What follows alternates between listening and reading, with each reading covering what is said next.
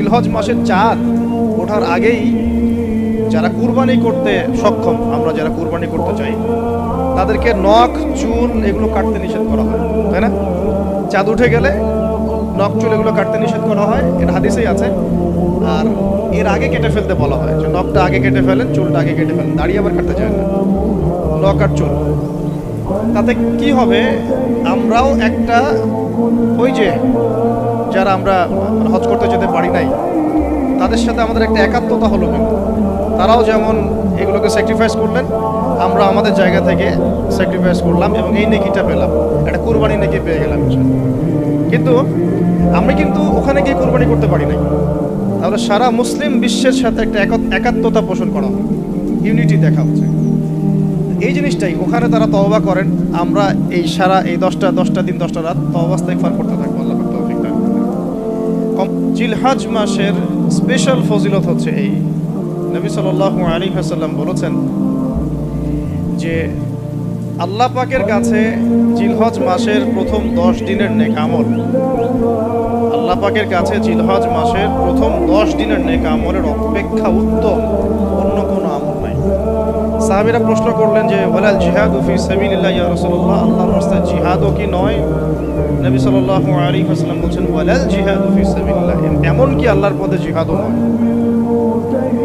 তবে সেই ব্যক্তির কথা ভিন্ন যে ব্যক্তি তার মাল এবং তার নফস নিয়ে বের হয়ে গেছে, কিন্তু এটা কোনো কিছু নেই, ফেরত আসে নাই, মানে সে শহীদ হয়ে গেছে, সেই ব্যক্তির কথা ভিন্ন। বাকি এই 10 দিনের নেক আমল আল্লাহ পাকের কাছে অন্য সমস্ত নেক আমল চাইতে শ্রেষ্ঠ। আল্লাহ পাক সূরা ফজরের মধ্যে এই 10 দিনের কথা বলেছেন, ওয়াল ফাজরি, মানে প্রভাতের কসম বা ফজরের কসম, ওয়া লায়ালিন আশর, এবং 10 রাতের কসম। এই ওয়া লায়ালিন আশর 10 রাত বলতে মুফাসসিরিনে কেরাম এই জিলহজের প্রথম 10 দিনকে বোঝান, এই 10 রাতকে বোঝান।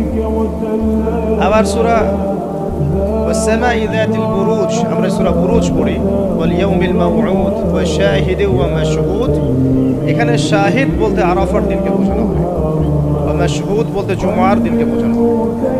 তো এই আরাফার দিনও কিন্তু এই 10 দিনের মধ্যেই পড়ে গেছে। একটা হাদিসে এসেছে যে এই 10 দিনের মধ্যে যে আরাফার দিনটা আছে, এই আরাফার দিন সম্পর্কে নবী সাল্লাল্লাহু আলাইহি ওয়াসাল্লামকে জিজ্ঞাসা করা হয়েছে, ইয়া রাসূলুল্লাহ এই দিনের ফজিলত কি? নবী করিম সাল্লাল্লাহু আলাইহি ওয়াসাল্লাম বলেন আহতাসিবু আলাল্লাহ, আমি আল্লাহর কাছে আশা করি যে এই দিন মানে আরাফার দিনের সিয়াম, রোজা, এটা কি হবে, কাফারা, মানে মাফের কারণ হবে, গুনাহ মাফের মোচনের কারণ হবে, সানাতাল্লাতী ক্বাবলা ওয়া সানাতাল্লাতী বা'দা, মানে বিগত 1 বছরের, আগামী 1 বছরের, 2 বছরের গুনাহ মাফের কারণ হবে একটা রোজা, আরাফার সাওম। সুবহানাল্লাহ। তো এই 10 দিন এর মধ্যেও পড়ে গেছে আবার হজ, এই 10 দিনের মধ্যেই পড়ে গেছে কি হজ, হজও এর মধ্যে, আবার কুরবানি নাহার এটাও এর মধ্যে।